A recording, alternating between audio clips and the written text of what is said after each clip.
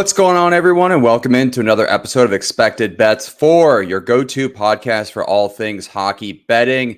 I'm Gator Betting, and as always, I'm joined by Franco the Banker. Betski's out and about around town. Maybe he's just skipping this episode to watch the Global Series. Who knows what's going on with him? But Franco, how we doing? Great. Watching that first period felt great, getting hockey back. And I know as a Sabres fan, you're probably not feeling that great, but It was it's not a still great early. first period by any means, but yeah, who knows? Yeah, it's still early, man. I mean, it's, who knows how to take these global games either. It's like you're playing across the country on the opposite side of the world and trying to get your skating legs down. So, I mean, you're not home. You don't have your home fans backing you yet. So it's early to tell. So don't jump off a bridge yet. All right.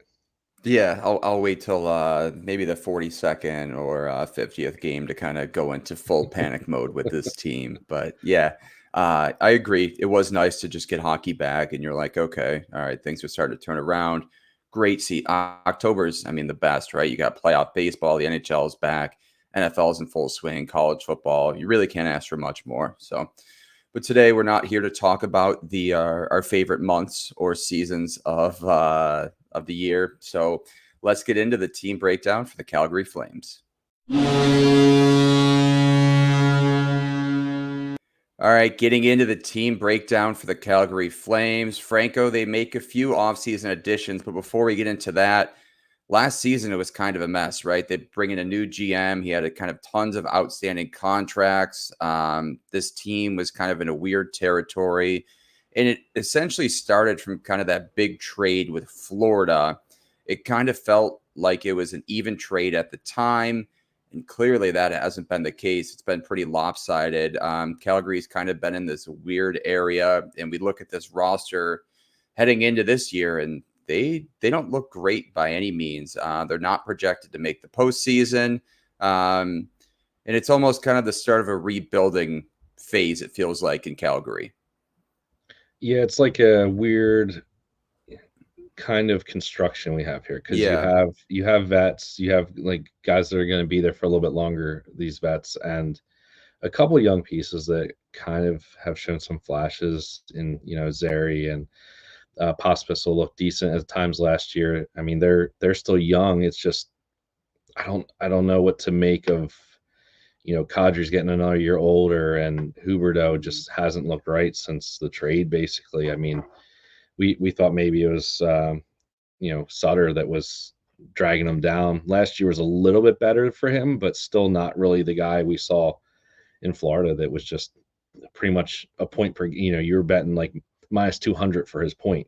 Like now it's minus 130 for his point. So you talk about how far he's fallen off. It's kind of crazy.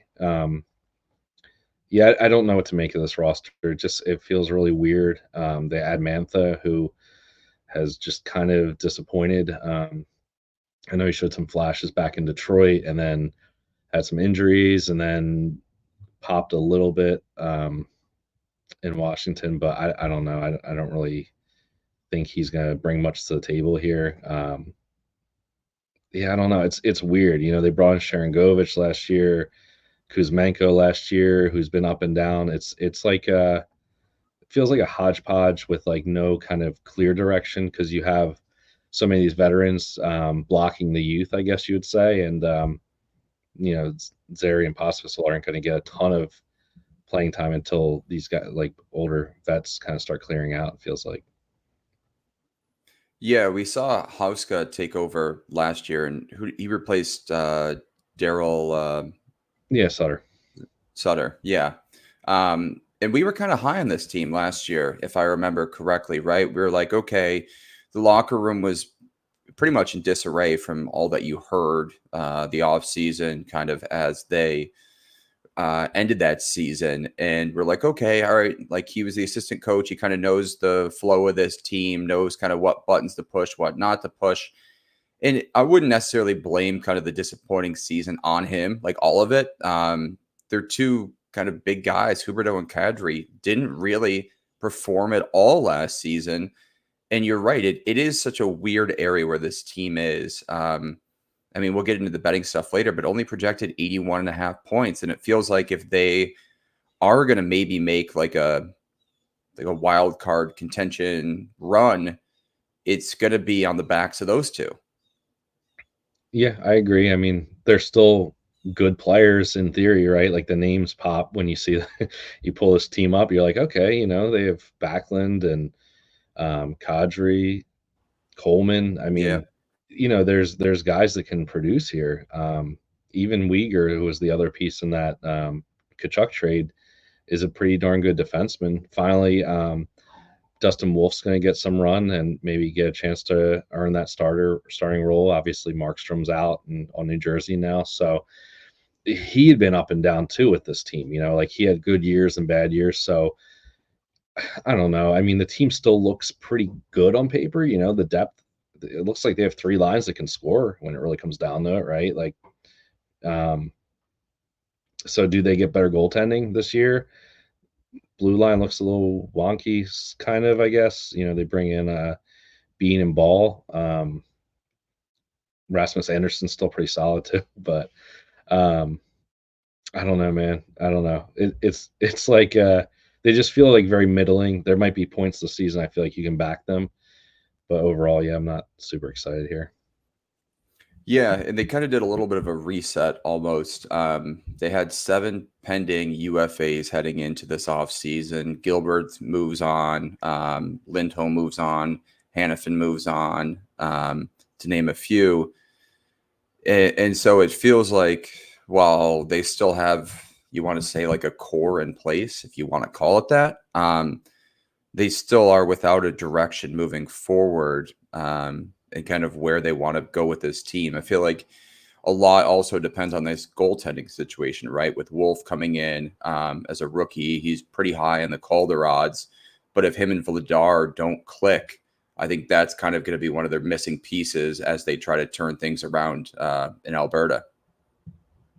Yeah, I agree. I mean, I think like long term, this feels good. You're finally going to get Wolf's finally going to get a shot here. I know people were calling for him last year, and Vladar is not the worst backup to have to kind of at least be competent behind him. But yeah, I mean, you're putting a lot riding on a young goaltender with not maybe the best defensive team in front of him.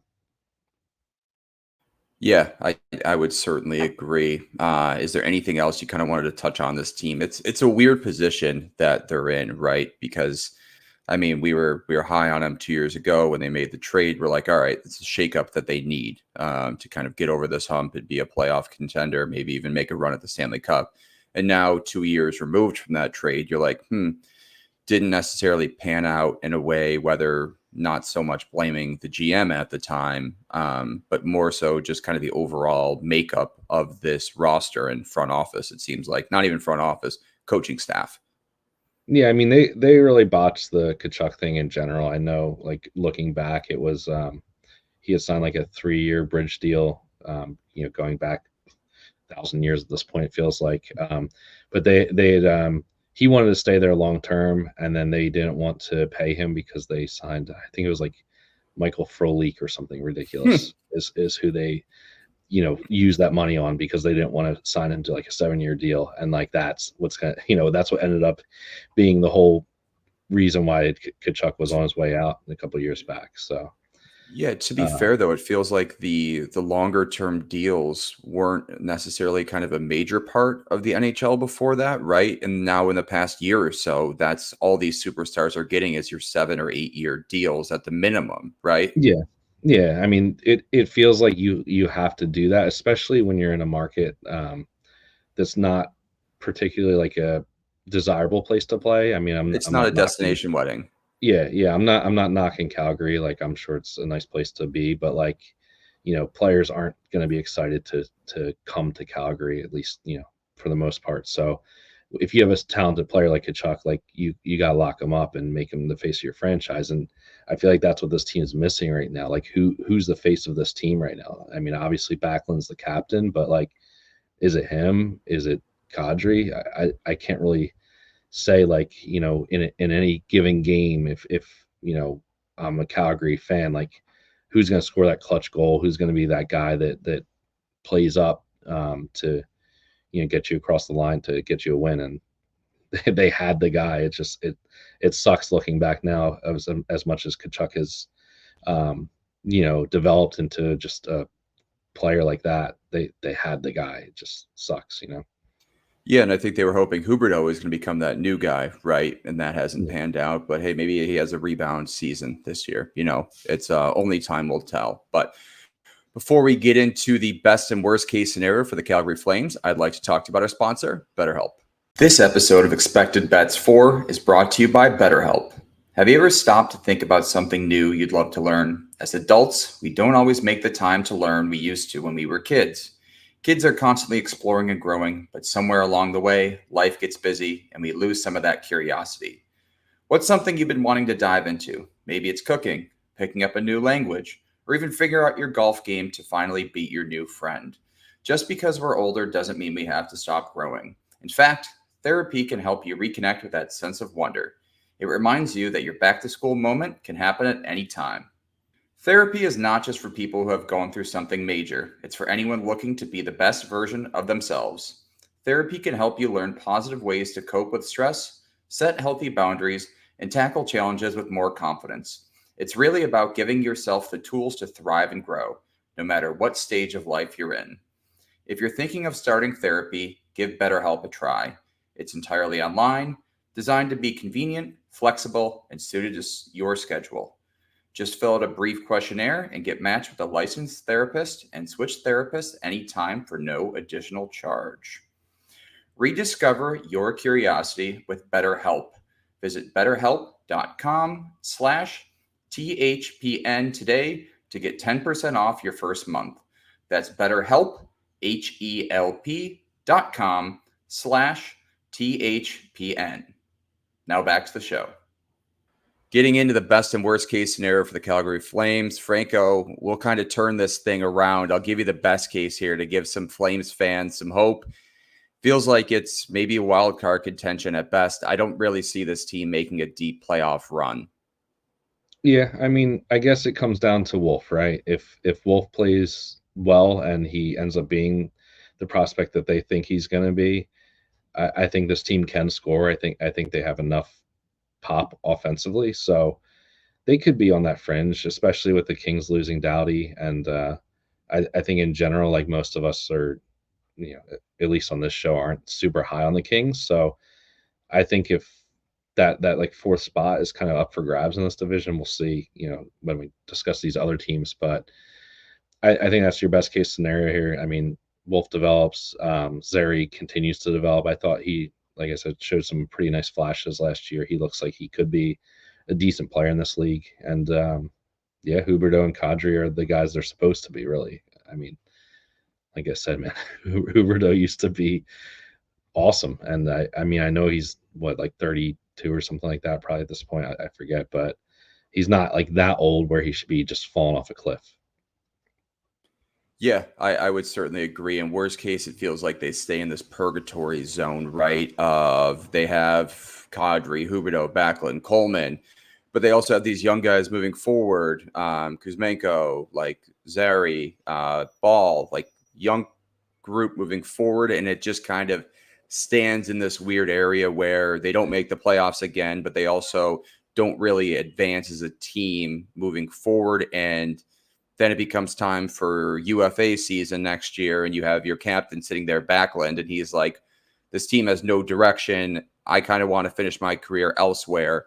And I don't know if Calgary has enough young core and prospects in addition to that to kind of really turn things around before it does go worst case scenario. Now you're looking at a 5-6 year rebuild centered around Wolf on a rookie contract that if he does play well, like it feels like everything kind of goes wrong up front and Wolf plays well, but they don't have the supporting cast. Maybe they have some salary cap room to kind of make those moves and become a competitor quicker than I imagine. But outside of that, I really don't think like it's a weird worst case scenario. It's kind of like what we saw, I want to say, with like the St. Louis Blues or Minnesota Wild, where you're losing key pieces and you don't have necessarily the young core coming up as fast as you would like. Yeah, and I mean, I don't know enough about their like prospect pool. I know they got Perek in this draft, but I don't know how much they have coming up in the pipeline. Like we were saying, there's a lot of vets here.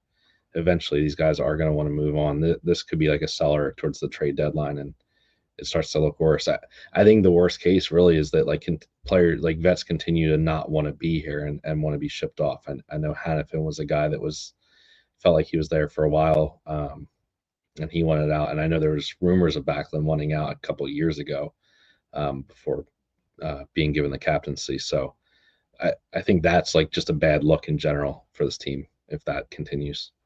Yeah, I would certainly agree. All right, before we get into some team and player futures, I'd like to talk to you about our sponsor, DraftKings. TD, Tutty, taking it to the house.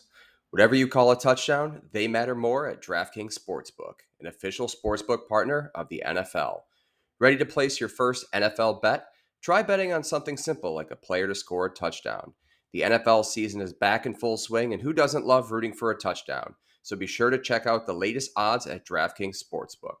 Ready to do a touchdown dance of your own? Score big with DraftKings Sportsbook, the number one place to bet touchdowns. Download the DraftKings Sportsbook app and use code THPN.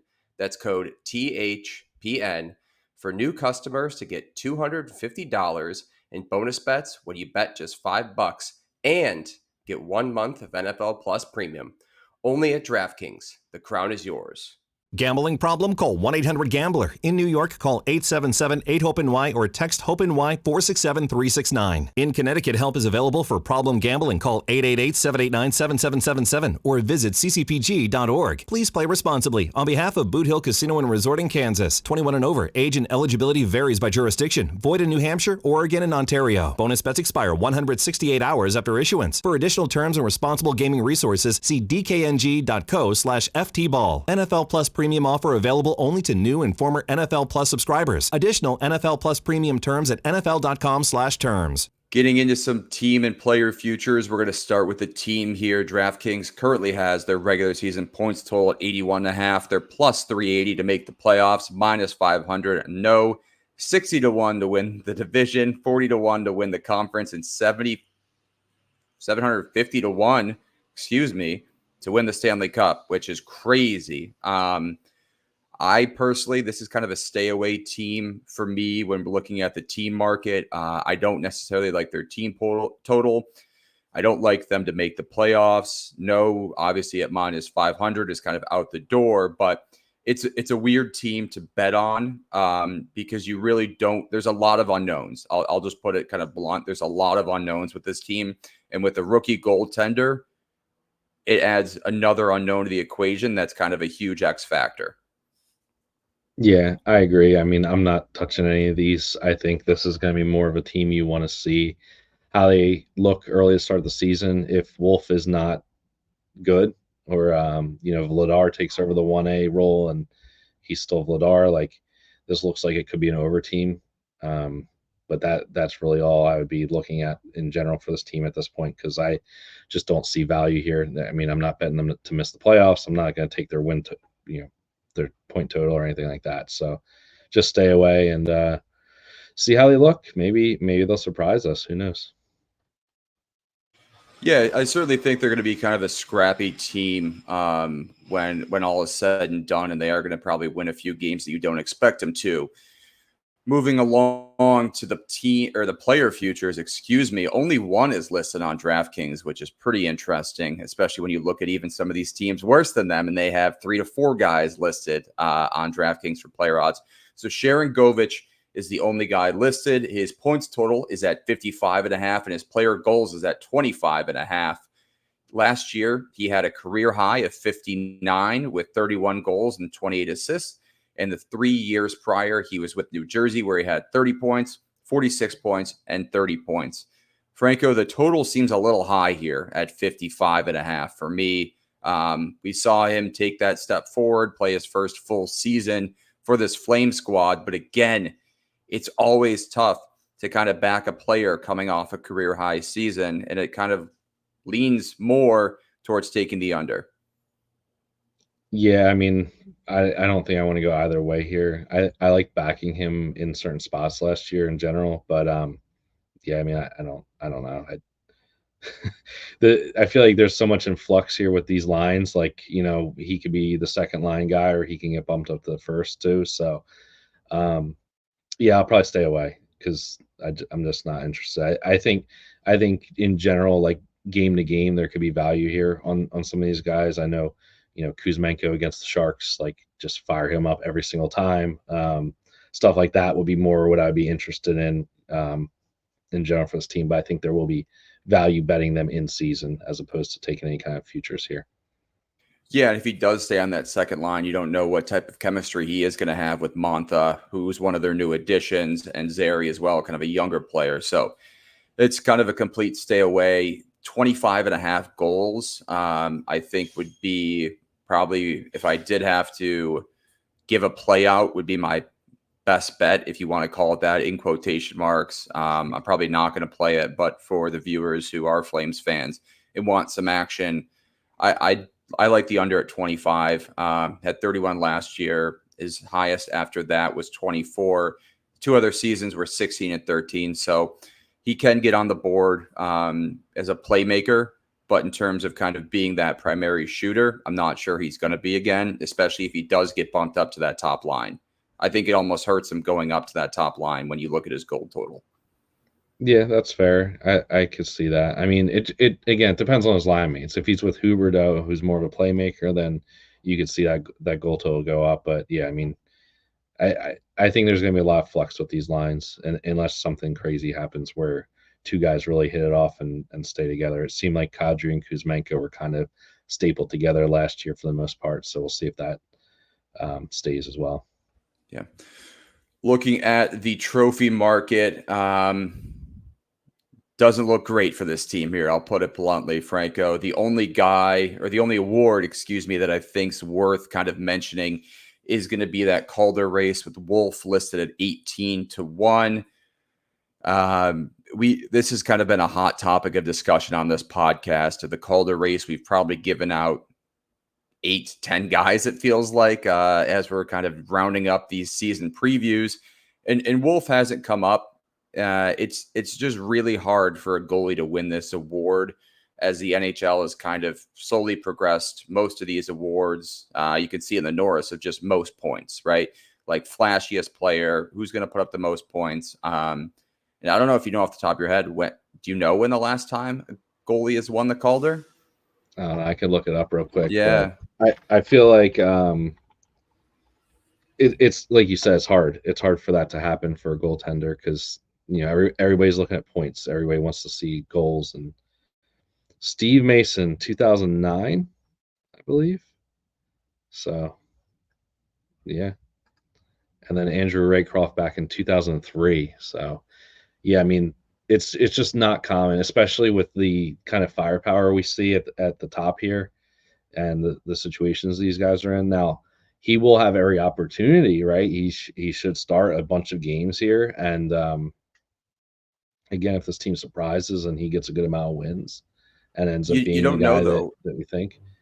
You don't know, though, if even they're going to kind of like shelter him almost with Vladar as like a little blanket of kind of not giving him the full 55, 60 in his rookie season and more kind of leaning him back towards that 40, 45 spot. And if that's the case, especially with the roster in front of him, I don't know if he's going to get enough wins to kind of be propelled into that conversation as we near the end of the season. Yeah, that's true. I mean, is it wins or is it, goal?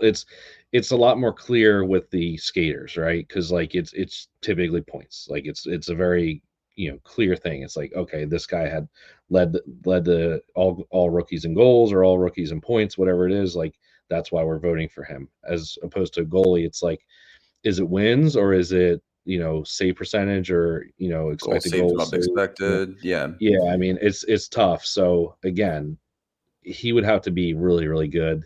The odds are decent, I guess. But again, I think that the rookie skaters that are up there have a lot of upside here. Just the amount of firepower they have. So you're going to be hard pressed for him to win this. So if you do like him for the Calder, let's say you're high on him this season, you think a goalie does win this award and he finishes top 3 in goals saved above expected, right? Like he would be in that conversation, right? But if he finishes first, his Vezina odds are 100-1, right? Like wouldn't you almost lean if you're like, this is gonna be kind of, if you're gonna take a shot on him, it feels like taking a shot on the Vezina has more value if you want to say that, right? At 100-1, because if he does lead the league in goals saved above expected, he's going to win the Vezina, maybe in addition to the Calder, but that's where you're really going to find value if you think he's going to kind of be that guy. Yeah, I mean, again, now you're talking about a whole different pool of players that he's competing against, as far as the goaltenders across the league. So that's even more difficult, I would say. But yeah, I mean, the price is really good. Yeah, I mean, I think if you're a Flames fan or somebody that's been following this kid and watching him in minors, and you really do believe in him, I don't mind sprinkling either of these just to have a little bit of action and see how he translates to the NHL. But I don't think at the end of the day, I don't think I'm going to be putting any money down here just when it really comes down to it. So yeah, agreed. All right, before we wrap up, any final thoughts on this team? It seems like it's going to be one of those squads that you're kind of patiently just waiting for the first 2 weeks to see really what happens with them. It's not so much you kind of have a direct read on them for their season outlook. It's more of a wait and see moving forward for me. Even the player props market, right, with this team, like you can back Backlund at 2.5. Like Kadri Point becomes valuable at sometimes when he gets that plus money, like 140, 150 range. Huberdeau will even show flashes of shots on goal this season. So it is a weird team to kind of make a prediction about when there is a lot of unknowns, as I've mentioned before. But for me, it's definitely let's revisit them in kind of November and see how they've progressed, and maybe they do have a direction moving forward. Yeah, I agree with you here. I'll be looking at those types of angles, like Kuzmenko goal and Point when in the right situation. Same for Kadri. I mean, he was like minus 130 at points last year as well. And when he's hot, he's still a good player. And then depending on how the blue line shakes out, who's on the top power play and stuff like that. I know there were stretches where Anderson was hitting his shot on goal a decent amount as well. So yeah, if this team's working and producing, I think there's going to be a lot of value. So I think that will be nice. It's just where's it coming from and who's it going to be. So wait and see how it shakes out, and then grab that value when you can. Yeah, I certainly agree. All right. Well, we want to thank everyone for listening to this episode of Expected Bets 4. Be sure to hit that subscribe button if you are watching on YouTube so you never miss an episode. We got tons of great content coming your way. First game in the NHL is already kicked off, and the season officially opens on October 8th. So we'll have tons of content coming out then. Thank you again to all of our wonderful sponsors, BetterHelp and DraftKings. We appreciate everyone for listening, and we will talk to you guys soon.